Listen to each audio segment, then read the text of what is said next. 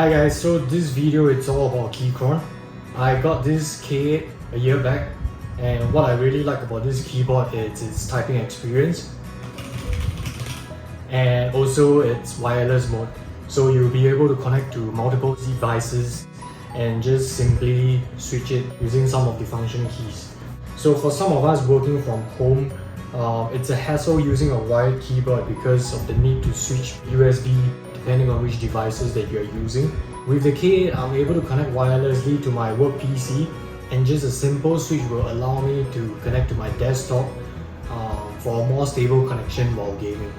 However, just barely 6 months into using the keyboard, I'm experiencing some disconnection issue, making the typing experience extremely frustrating. Initially, I suspected it was due to the Bluetooth interference from the other devices that I had connected to my PC, but the situation did not improve even after I disconnect all the rest of the Bluetooth devices. I eventually noticed a pattern for the disconnection. It happens whenever I smash onto the buttons around the tab area. And the disconnection wasn't really a Bluetooth issue, it was more of the keyboard restarting itself. Hence, I deduced that the culprit was actually the faulty mode toggle switch. So in this video, I'm going to show you how you can replace the toggle switch in case you face similar issue as I do. I will also be releasing an upcoming video where I talk about my warranty claim experience with Keychron and as well as the customer support. So do get yourself subscribed if you're interested in that. So let's get to it.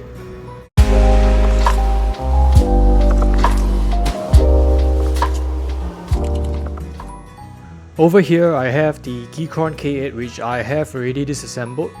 Mine is an aluminium RGB hot swappable version which I first need to remove the aluminium frames followed by the 12 screws hiding below the keycaps. Once that is done, you'll be able to remove the entire keyboard together with the PCB board out of the enclosure.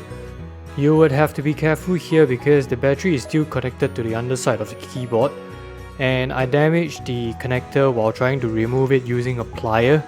But that's fine because I wasn't planning to connect the battery back to the keyboard after completing this fix.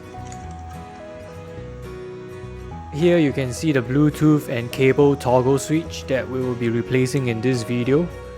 The replacement that I got from AliExpress looks exactly like the original ones and is linked down in the video description. We now remove the PCB board from the switches. What I am doing here now is not recommended, and I suggest that you remove the switch one by one to get access to the board.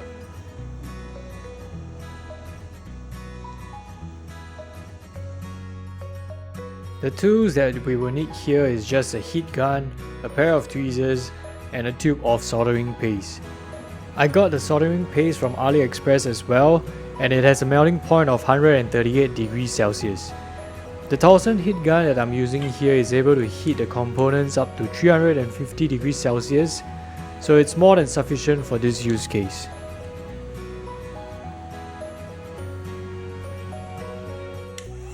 We start off first by heating up the existing switch. This will enable us to melt the connection and remove the faulty switch.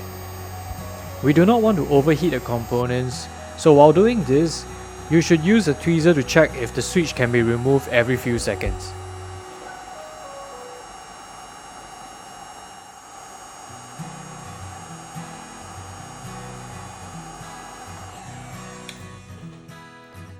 The next step will be to apply the solder paste onto the 8 connections on the PCB board.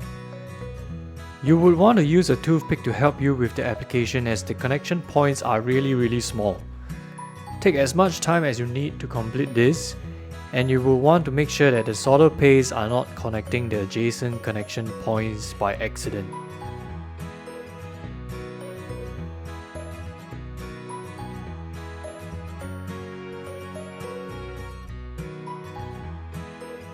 We then place the new switch onto the PCB board and ensure that the connection points are lined up with the switch. The final step will be once again to heat up the switch to melt the soldering paste so that it fixes the switch onto the board.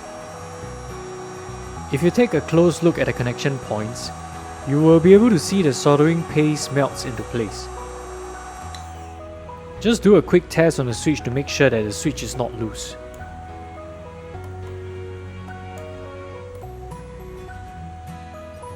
And now it is the moment of truth. Plug the keyboard into a computer and test to make sure that the toggle switch on the K8 can switch between cable, Bluetooth and off mode.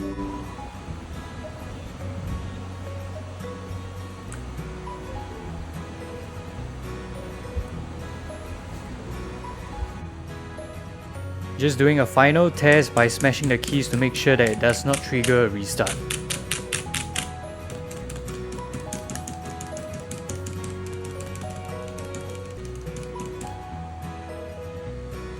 All that's left is to assemble the keyboard.